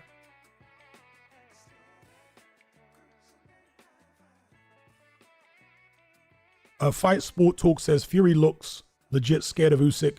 Would not be surprised if Usyk makes him quit. I mean, Fury hasn't shown any quitting him so far, so that would be quite a thing. But if he has lost his motivation for the game after taking a defeat for the first time, anything is possible, right? I mean, Evander Holyfield, who had a massive heart for many years, eventually quit against Sherman Williams, a club fighter from the Bahamas. There's an old saying, fatigue makes cowards of us all.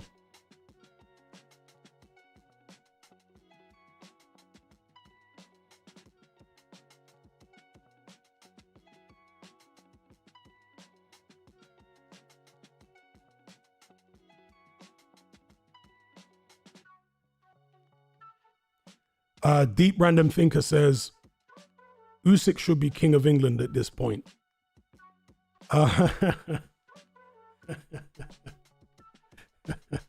Well, lucky for England that these battles are only taking place in a boxing ring, right? Because if Usyk was representative of a warrior class, and it was, you know, the Middle Ages or something, and they were rampaging across Europe,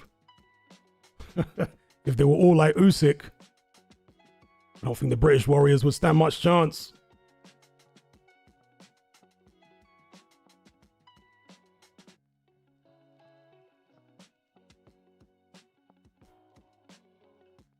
Chinny says, unpopular opinion.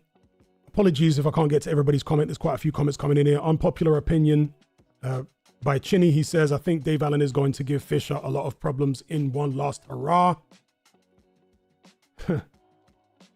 He needs to.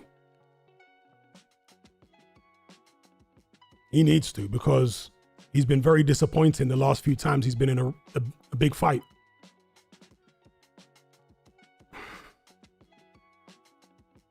I am TGT says, Hatman, what year did you box at Fitzroy Lodge?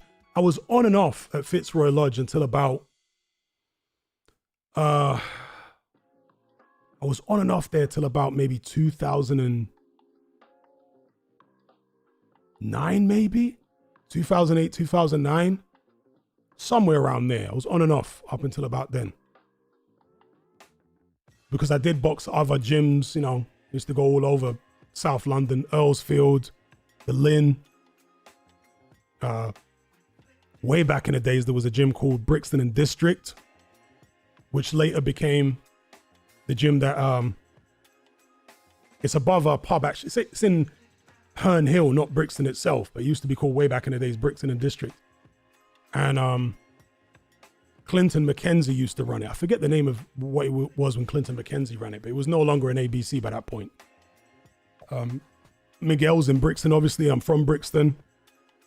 I was in and out of Miguel's quite a bit. But, you know, I would go where a lot of the time the sparring was. Miguel's didn't always have the best people there because it's a much newer gym than Fitzroy Lodge, which is like very, very old.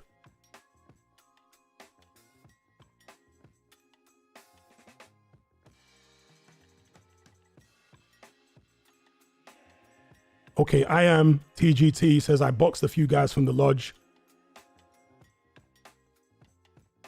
Reigate, Martins, and Minter. You boxed Mark Reigate? You're not the guy who had whose hair fell out when he not... I'm being facetious. You're not the guy whose hair fell out, who got knocked out by Mark Reigate and your hair fell out, is it? I'm going to assume that's not you.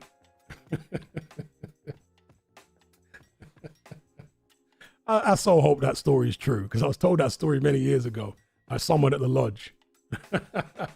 Fitzroy Lodge.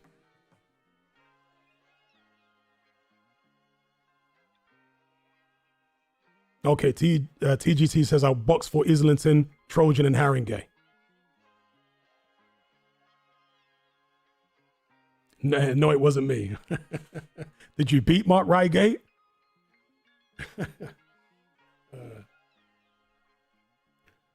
Will says Dave Allen looks so disheartened versus Clark. I just think it's a payday again, but we'll see.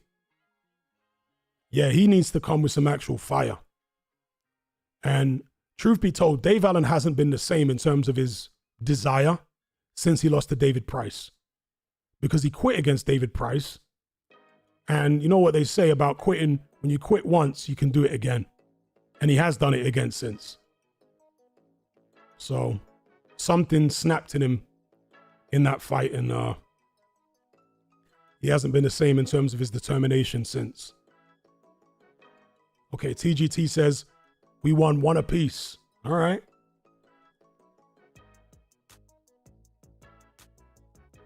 One apiece with Reigate.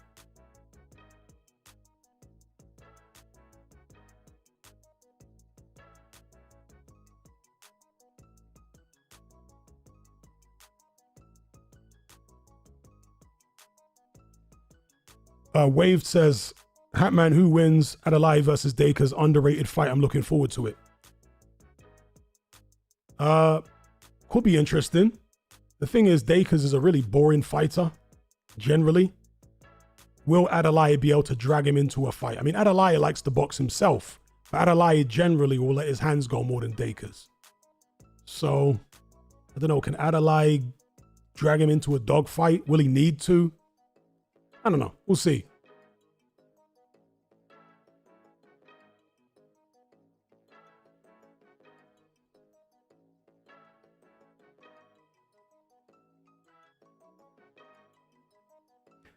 Jason Clue says, would you agree that Harrison was the first conman boxer? Hell no. Hell no. There have been conman boxers since forever. So they definitely weren't the first, if you want to describe him as a conman boxer. I wouldn't necessarily describe him that way myself. He was a good salesman. You know, there haven't been many fighters that I've really wanted to describe as conmen, but he was certainly a hell of a salesman. And, you know, like when he fought Rochelle Hasisia for some bogus belt, he hyped it up, and Rochelle Hasisia was described as like the Dutch Sonny Liston or something. I mean, they were laying it on thick. But, you know, at the end of the day, Audley did his thing. He got chinned a few times. He made a bit of money. And to give him his flowers, to give him his props, he did pave the way for the success in British boxing to a large extent, particularly in the heavyweight division, because he was the first British fighter to win an Olympic gold for, what was it, a century? Or it was a long time. Certainly many decades if it weren't. It was a long time. It might have been, what was it, the 60s? It wasn't a century, but it was maybe the 60s previously when Britain had won an Olympic gold in boxing. So because of Audley Harrison, Team GB started receiving a lot more funding because it was all performance-based. Yeah. So Audley Harrison winning that gold medal opened the floodgates, and it injected a lot more cash into Team GB so they could then bring a lot more talent through. And when Audley Harrison turned pro and he did the broadcast deal with the BBC, it helped a lot to some, you know, to a certain degree. It did help bring eyes back to, you know, bring boxing back into the mainstream and eyes back onto the sport. It did help. So it weren't all bad what he did. It's just that he couldn't quite live up to the hype that he created for himself and the expectations that were on him after winning the Olympic gold. And I want to acknowledge Johnny Nelson, because I remember before Audley Harrison turned pro, when he'd signed a professional contract, the deal with the BBC, Johnny Nelson was interviewed. I'll never forget it. He was interviewed about Audley Harrison before Audley had even had a pro fight. But, you know, we knew he was turning over pro and he'd won the Olympic gold. And Johnny Nelson said, he's not going to make it as a pro. And the interviewer looked at him like, what? The guy's just won Olympic gold. He's like, I understand what you're saying, but I've watched Audley for years. I know him. He's not going to make it as a pro.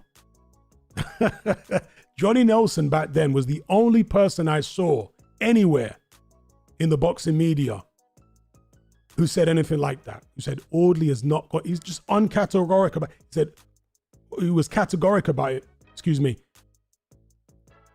He said, Audley's not going to make it as a pro. He's just not going to make it. And he was absolutely bang on the money.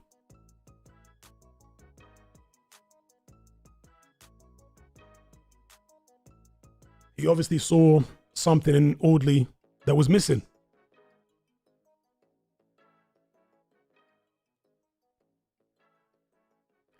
Jason Clue says, first boxer to have his own promotion. Yeah, Audley wasn't the first boxer to have his own promotion. I mean, there have been numerous boxers over the years who had their own promotions, but Audley, maybe the first UK one, possibly. I mean, if you want to talk about conmen boxers, if you want to use that terminology, which I don't like to use, Chris Eubank Sr. milked the WBO belt back when the WBO was the equivalent of the IBO today. And he fought some extremely obscure opponents on his world tour. Him and Barry Hearn were, you know, Barry was setting him up and Eubank Sr. was, if not knocking him down, then outpointing him. So that period of Eubank Sr.'s career was a bit of a bum of the month club, like Joe Louis back in the days. Again, WBO in those days would be the equivalent of the IBO today. Eubank Sr., I'm telling you, some of the guys he was fighting, not very good to say the least. And on a couple of occasions when he was fighting people that were not very good, he ended up having a tough time. He fought a guy in South Africa called Dan Shoma. And he had a tough time against a completely obscure South African. He fought an Irishman called Ray Close, who gave him trouble. You know, these are guys really who a world level super middleweight should be dealing with without any problems whatsoever. But Eubank Sr. could blow hot and cold. And he really struggled at the weight, to be fair. Middleweight, and he also struggled at super middleweight. He was massive even for a super middleweight. And so his performances were often frustrating because he wouldn't throw a lot of shots and he would just move around the ring and jab and hold. And it wasn't that exciting to watch, to be honest. Eubank Sr., outside of like those iconic battles against Nigel Benn. Well, the first Benn fight was really good. The rematch weren't that great. At Old Trafford, I think it was. That wasn't a great fight. The first fight was great. And of course, the two fights with Michael Watson were exceptional. Other than that, and Carl Thompson at the end of his career, that was a cruiserweight. They were good fights. But most of Eubank Sr.'s fights weren't that entertaining. I guess you could say Steve Collins, he's another one. Eubank Sr. had a lot of fights. A lot of world title fights with the WBO. And most of them were unspectacular. Yeah. Eubank moving around, jabbing, grabbing, and, you know, going the distance against these obscure guys you'd never heard of before. That was a lot of his career, was doing that.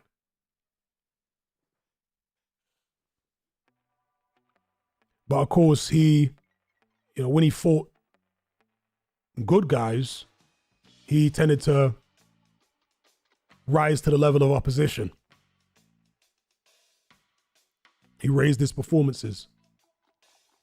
iGolf says Dan Sherry. He fought Dan Sherry as well. But the guy who I was talking about was Dan Shoma. I think his first name was Dan, but his surname was definitely Shoma. In fact, let me get up Chris Eubank Sr.'s box record right now, just to make double sure. I'm sure it was Dan Shoma, and he fought him in South Africa in a circus tent or something. Yeah, in a circus tent. Let's have a look here. Chris Eubank. Let's get his box rec page up here. I'm sure the guy was called Dan Shoma. I'm scrolling through. I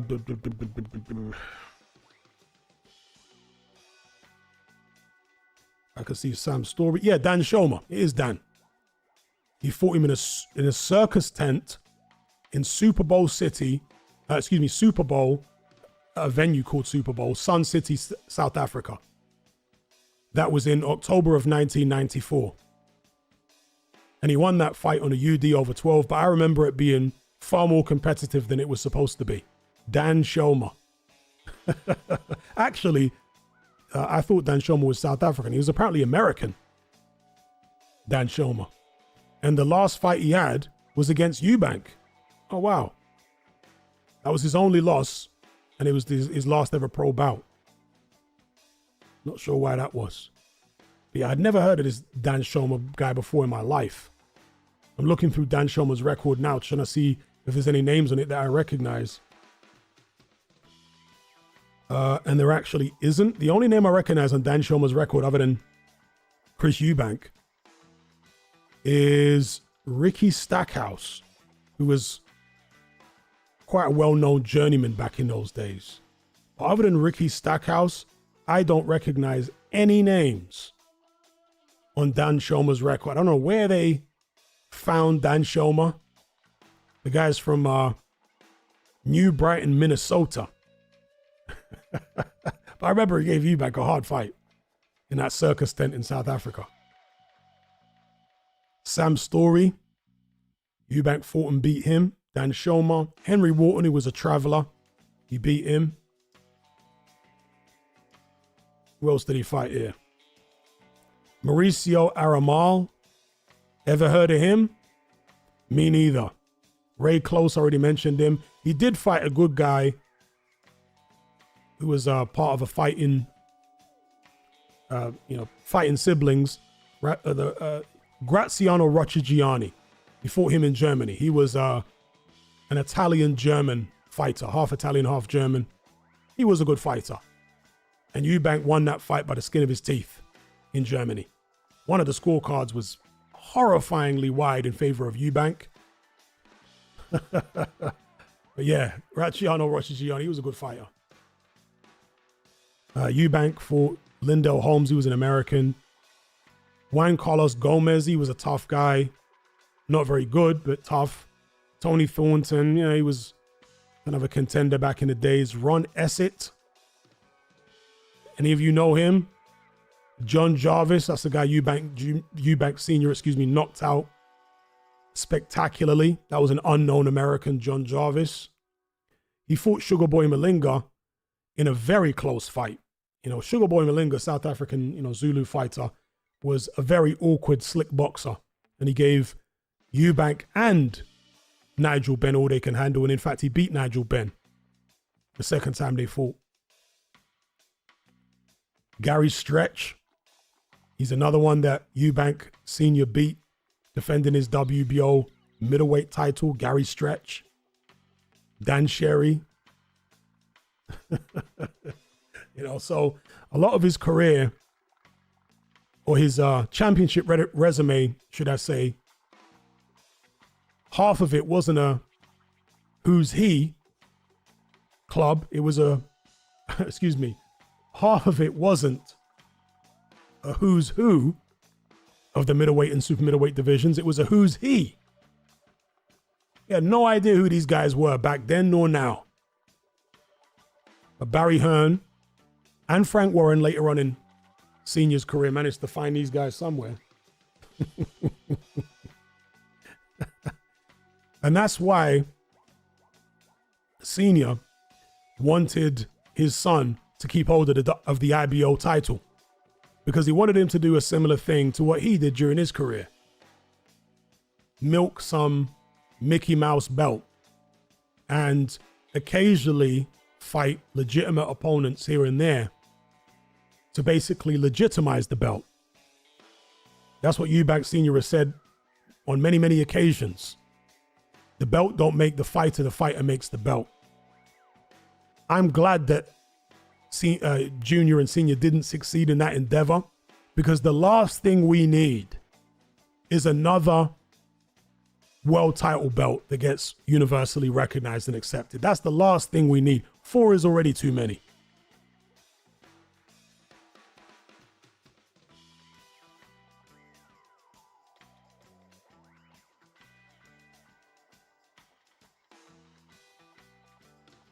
Chinny says, did you enjoy Darren Barker's career and do you believe he overachieved? I definitely think he overachieved. I didn't really enjoy his career. I never really rated him. I can say he was a very brave man, particularly in the Daniel Geale fight, where he got up from that crippling body shot. Big up James Wood every time. Shout out to Devin. Yeah, James Toney calling out Eubank was hilarious indeed. That was in the build-up to the Eubank-Ben rematch, when Eubank and Ben were on this Jonathan Ross program on ITV, and they had James Toney call in via satellite link alongside Mickey Rourke. And I spoke in a recent video about Mickey Rourke's professional boxing career. Any of you who have never seen Mickey Rourke's fights, I encourage you to do so, because you will fall off your chair laughing. Because those fights, at least several of them, were clearly staged and scripted. Clearly. And in fact, after Mickey Rourke's last fight, which was actually in Russia, the opponent subsequently came out and said that he was paid to take a dive, basically. Now, that fight today is not listed on BoxRec. I might be wrong, but I want to say that originally it was listed on BoxRec and it was being promoted and sanctioned as a real professional contest. I might be wrong on that, but I vaguely remember something like that. But once the opponent afterwards came out and said that he was paid to go down, then they had to come clean and say, okay, it was an exhibition and maybe something got lost in translation between, Russian and English. Don't quote me on that, but I seem to vaguely remember something like that happening.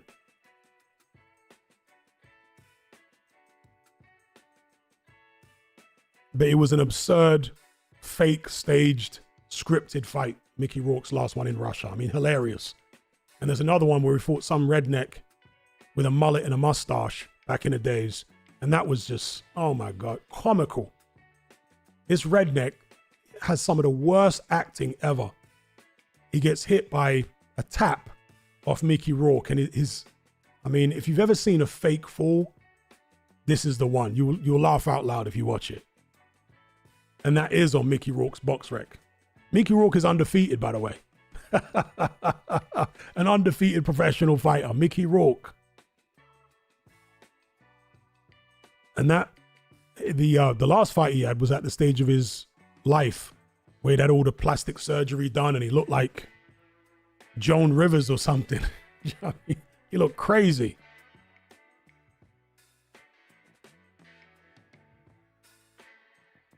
Black Dynamite says, Mickey Rourke is a prime example of life imitating his art. He really thought he was about it.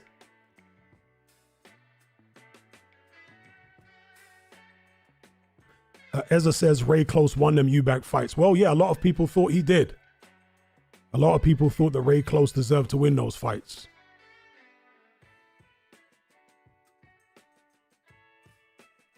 Anyway, peeps, I'm going to end this live stream right here. Shout out to everybody for locking in.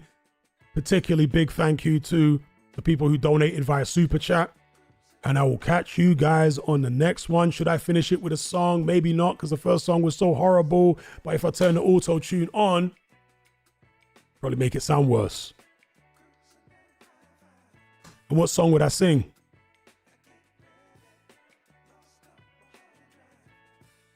What song would I sing to close it out? Something from the 80s?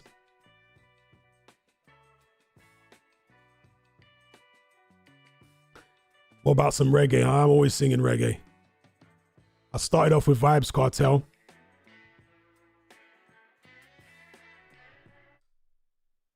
You switch it here. On the intercom, Rosie tell me to come. Say she didn't have a daughter, she did have a son.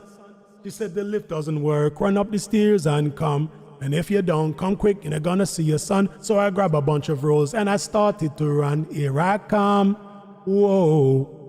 2 months later, she said, come and get your son, because I don't want your baby to come tie me down because you are old and I am young. Yes, while I'm young, yes, I'm gonna have some fun. Run me down. Shibbity wap, dibbly diddly whoa. Swing. Extra size, extra size, extra size it and size way. Extra broad, extra broad, extra broader than Broadway. Ooh-wee. Yes, and with that, it's over and out. Catch you guys in the next one.